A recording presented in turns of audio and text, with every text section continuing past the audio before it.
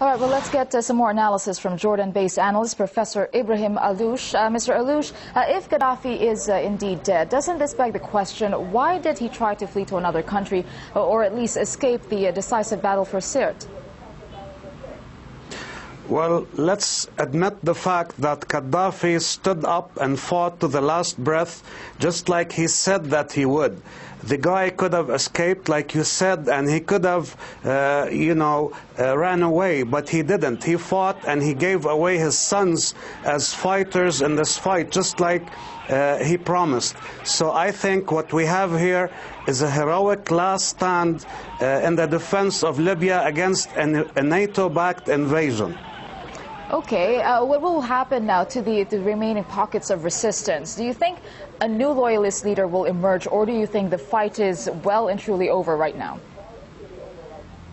I think what we'll have is a rerun of the scenario in Iraq. In Arab history, every time we had a leader fall, he has set an example for thousands of followers. This has happened in Palestine and Iraq and several other places. The fact that Gaddafi chose to fight to the death will give an example to all those who reject NATO intervention in Libya. Okay, now that there are reports that he has died, before the rebels had been saying that they would have liked to see Gaddafi stand trial. What do you think we would have learned about the events we witnessed in Libya if he had stood trial? I think we have to take heed of the fact that he was caught wounded, and this was shown on Arab TV. Many channels have shown TV clips of Gaddafi wounded, drenched in blood, and he was assassinated after he was caught wounded. This is a very heinous crime against a wounded man, and the Arab public will see it as such. I have met tonight several people. Yes, Mr. Several people who dislike it. Though that, he had been accused, Gaddafi himself had been accused also of killing a lot of people. So how do you put that into the context of what you're saying? Okay, a man has been injured and killed. I think we have to put things in perspective. This is a political fight against a NATO-led invasion, and nobody today, whether in Russia or the rest of the world, especially the Arab world, has any doubt anymore that what we have in Libya now is not revolutionaries, but NATO stooges. Okay, let's talk about the reports. Mainstream media very, very quick to jump on reports of Gaddafi's death, and a lot of them calling it a spectacular victory. Do you think that's justified?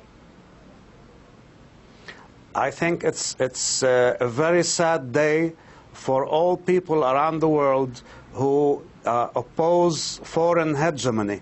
If you are anti-imperialist, if you are for independence, and if you are for the liberation of the third world from imperialism, then this is a very sad day for you indeed.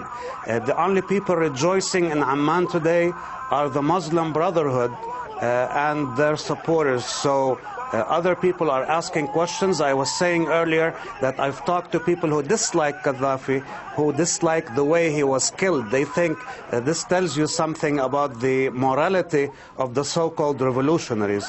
He should have been at least given proper medical treatment and should have been given a proper trial. At least if you claim to be democratic and a supporter of human rights, then you are setting a bad example for the kind of rule that is to follow in the future. And mind you, Gaddafi was not the only one killed that way. Many of his lieutenants were killed the same way. And we have many people coming out on the Arab media saying that many were caught, including the defense minister of the Gaddafi regime, and killed just the same way. All right. Well, thanks very much indeed for your thoughts there. Jordan-based analyst Professor Ibrahim Alloush. Thank you.